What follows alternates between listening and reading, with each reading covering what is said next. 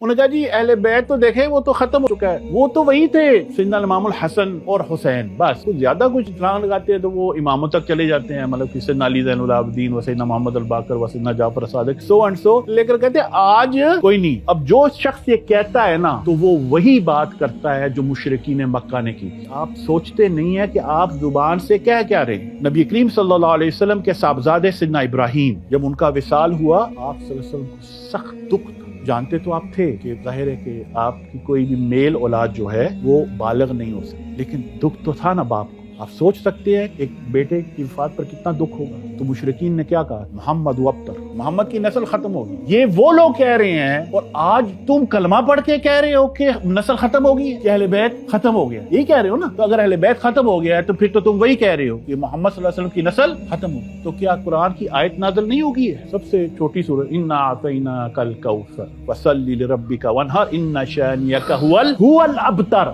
آپ کے دشمن ہیں جن کی نسل ختم ہو گئی ہے۔ آج مجھے بتائیں مشرکین مکہ میں سے کسی کو پتہ ہے اس کی نسل، ابو جہل کی نسل کون سی ہے؟ کوئی ہے کوئی ریکارڈ؟ ختم ہو چکی ہے نسل، لیکن رسول کریم صلی اللہ علیہ وسلم کی نسل قیامت تک قائم رہے گی۔ کیا سیدنا امام مہدی نے آنا ہے کہ نہیں آنا؟ کون ہیں آپ؟ ہفتہ وار لیکچر میں شرکت کے لیے اپنے قریبی برہانیہ کے سینٹر میں تشریف لائیں۔